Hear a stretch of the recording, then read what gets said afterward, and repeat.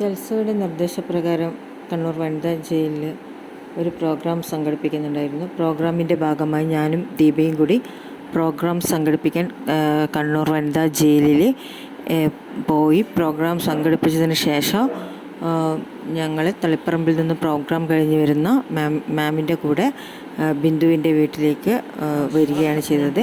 അങ്ങനെ ബിന്ദുവിൻ്റെ എത്തിയ ഞങ്ങൾ ബിന്ദുവിൻ്റെ വീട്ടിലെ വിശേഷങ്ങളാണ് ഇപ്പോൾ നിങ്ങൾ കണ്ടുകൊണ്ടേയിരിക്കുന്നത്. ബിന്ദുവിൻ്റെ വീട്ടിൽ സ്കൂബി എന്ന് പറഞ്ഞ ഒരു നായ്ക്കുട്ടി ഉണ്ടായിരുന്നു. വളരെ സ്നേഹമുള്ള പിന്നെ വാരിക്കോരി സ്നേഹം കൊടുക്കുന്ന ഒരു സ്കൂബി എന്ന നായ്ക്കുട്ടി ഉണ്ടായിരുന്നു.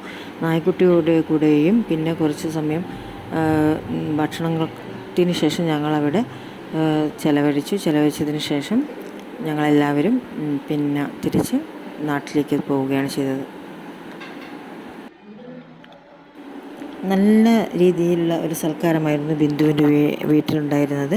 അതായത് കപ്പയും മീനും ഉണ്ടാക്കിയ ഒരു വിഭവം ഉണ്ടായിരുന്നു. അതേപോലെ തന്നെ ഇറച്ചിക്കറി ഉണ്ടായിരുന്നു, ചപ്പാത്തി ഉണ്ടായിരുന്നു, മാങ്ങയുടെ വിഭവങ്ങൾ. അത് മാങ്ങ എന്ന് വെച്ച് കഴിഞ്ഞാൽ പലതരത്തിലുള്ള മാങ്ങകളാണ് അവിടെ കാണാൻ പറ്റിയത്. അങ്ങനെ എല്ലാറ്റിൻ്റെ ടേസ്റ്റ് നോക്കാൻ കഴിഞ്ഞു. ബിന്ദു നല്ലൊരു പാചകക്കാരിയാണെന്ന് ഒരിക്കൽ കൂടി തെളിയിച്ചിരിക്കുകയാണ്. ബിന്ദുവിനെ ഭക്ഷണത്തിന് ഇരുത്തിയില്ല. പകരം ബിന്ദു ഉണ്ടാക്കിയ ഭക്ഷണങ്ങൾ ഞങ്ങളെല്ലാവരും ഒറ്റയടിക്ക് ഭക്ഷണം കഴിക്കുകയാണ് ചെയ്തത്. പാവം ബിന്ദു വിളമ്പി തളർന്നിട്ടുണ്ടോ എന്നറിയില്ല. അതിനുശേഷം ഞാൻ മുകളിലേക്ക് പോയി. മുകളിലാണ് സ്കൂബിയെ കെട്ടിയിരിക്കുന്നത്. കൂടെ വന്ന എല്ലാവർക്കും നായയെ ഭയമാണ്. അതുകൊണ്ട് തന്നെയാണ് സ്കൂബിയെ മുകളിലേക്ക് കെട്ടിയത്. സ്കൂബി വീട്ടുകാരെ കാണാതെ വളരെയധികം വിഷമിച്ചിരിക്കുന്ന സാഹചര്യമായിരുന്നു. ഞാൻ 1-2 പ്രാവശ്യം സ്കൂബിയെ കാണാൻ പോവുകയും സ്കൂബി പിന്നെ എന്നോട് വളരെയധികം സൗഹൃദത്തിലാവുകയും ചെയ്തു.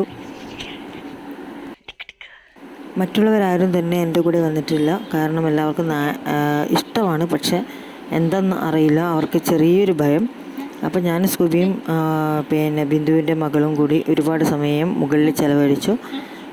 ഞങ്ങൾ മുകളിൽ നിന്ന് ചിലവഴിക്കുന്ന സമയത്ത് ഞങ്ങളുടെ കൂടെ വന്നവരൊക്കെ താഴെ നിന്നും മുകളിലേക്ക് നോക്കിക്കൊണ്ടിരിക്കുകയാണ് ചെയ്തത്.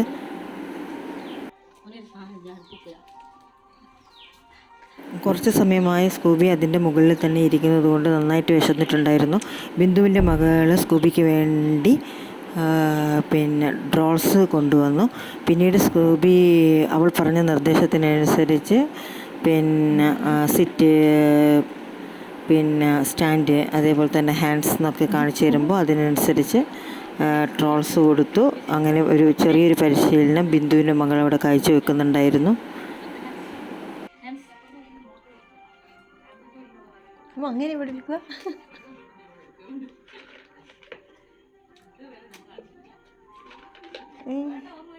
പെഡിഗ്രി അതോ ഡ്രോൾസോ? ഡ്രോൾസാണ് നമ്മളും വാങ്ങി.